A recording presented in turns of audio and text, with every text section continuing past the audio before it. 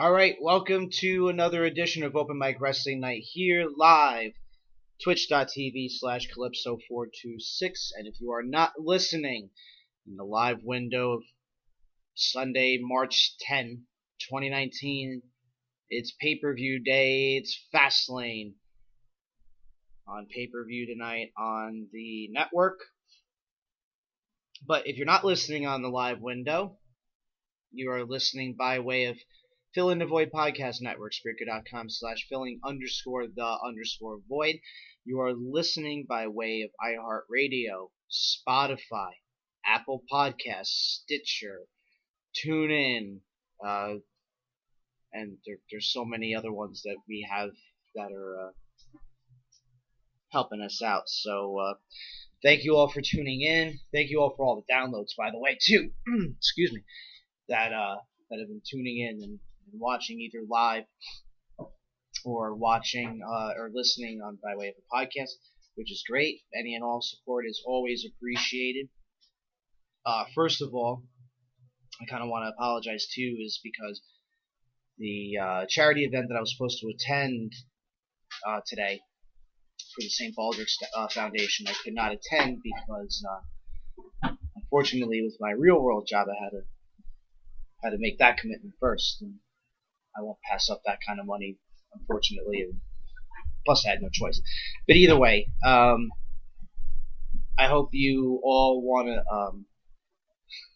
it's like a wrestling match going on in front of me right now with my fiance trying off the dog, and he's kind of fighting it off. And, come on. Yeah, wet puppy. Oh, jeez. Wet puppy. Good smelling puppy.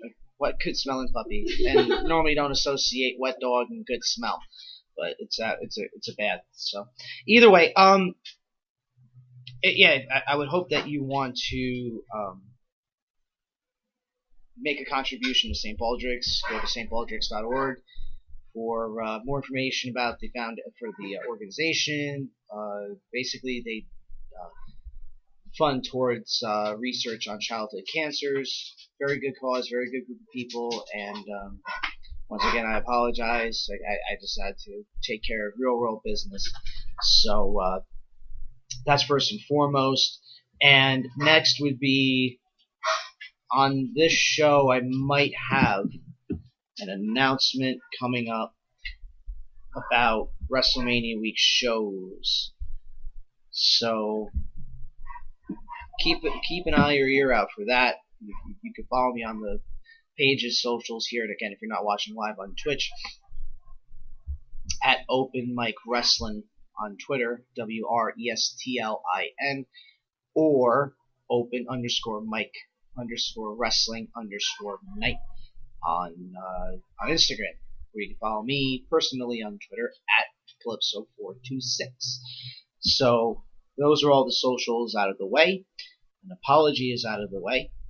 And let's get talking. So we have Fastlane tonight. For better or for normally when a pay-per-view on paper really doesn't matter.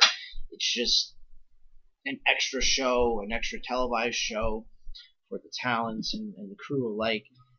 You know, and it's the pay-per-view before WrestleMania, and the past Fastlanes have been But actually, and I said this on Thursday that I'm really much looking forward to this card here coming up, because it's a really good card, and there's still room for a lot of different things to happen, and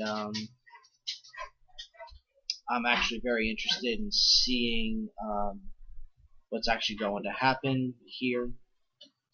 What's going on? Oh, okay. But actually, while I'm on this, let me get on this here really quick. I want to be able to tell you all the guests that are coming on. Let's take a look here. I should have it really all written down in like a sheet before the show, like an actual professional. But alas, I am not, and alas, I am quite disorganized when it comes to something like that. So, okay. This upcoming Thursday on Open Mic Wrestling Night, I have Zach Haydorn of PW Torch. He will be joining me this upcoming Thursday. He is the host of the PW Torch VIP show on the Canvas. Be sure to go check that out too. I'll promote that again once he actually comes on. Then I will be joined on the 28th by Alex Jabali of the founder of CEO. For those who are not familiar with the gaming industry or the fighting game community, he was the one, and if you're more familiar with wrestling, he's the one who hosted the CEO Cross New Japan event in Daytona Beach, Florida last year. We don't know if he's going to be doing another wrestling event again because of the Elite's inclusion of All Elite Wrestling. We don't know what kind of doors will be available to him for a show this year, but hopefully we'll be able to talk a little bit about that on the 28th. It's something that you do not want to miss. Michael Weber, COO of Fight TV, will be coming on. And that'll be kicking off the WrestleMania Week shows on April 1st. April 3rd, I will have Michael Herman of Retrosoft Studios, creators of the Retromania game. Believe me when I tell you, it looks interesting what they're doing so far. And then April 25th, the Stan Styles will be joining, talking about his third installment of the Intergender Bonanza. And definitely a lot to look forward to coming up. And it's funny because with Jabali, I'm interested more, because I compete, irregularly, but I do compete with the fighting games. I would love to go to CEO, but due to reasons I will not be able to, maybe this year. But for those of you who are not familiar with CEO, they have been famous, or infamous, if you will, for having a professional wrestling ring set up for their finals. So, meaning their top 8 championships for various fighting games that he has had a wrestling ring set up in the past, and he has everything take place inside the ring, which is really cool. He allows gamers to have their own entrance, their own ring entrance, and everything else. It's fun, definitely fun, and a little more loose than like you would think with other gaming tournaments. It's a chance to show a little personality. Does it always work out that way? No, but it's still fun. It's the way he wants to run his tournament. And I think it'll I at least know, or I figure I know, that based on his track record and based on the tournament's track record, they will definitely be having a ring somewhere at some point for the finals day, which is typically the Sunday of the tournament weekend. And another cool thing about CEO is they actually give out championship belts for the winners of the tournament, whatever the game may be. So I'm almost certain that he would more than likely be doing that once again too, which is actually really cool. I always found those little bits very it makes the tournament unique, He's like, okay, here's another example, and I know I'm going off on a gaming tangent right now, and this is Twitch, so it kind of suits. But over on for East Coast Throwdown, a tournament that I regularly attend every year, they have they typically have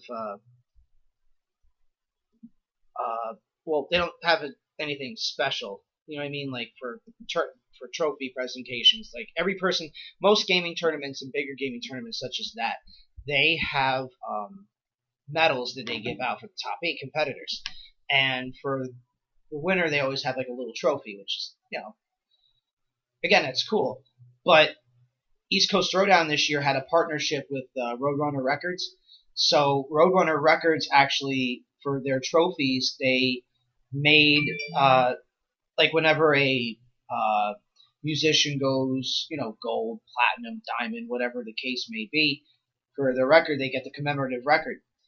East Coast Throwdown this past year had that, which was really cool, with the game title and first place and everything. So uh, it's really cool. I like that when tournaments do stuff that's unique, and this is why I think a lot of us who are fans of pro wrestling love certain things that make it unique. That's why a lot of the fans of independent wrestling have fun at those shows, because you have a chance to be unique and have a chance to have a little bit of fun. And yeah, I got to be honest. I've been really looking forward to having Jabali on for quite some time, and to figure out a way and how to have him on, which has been really cool. It's been a challenge.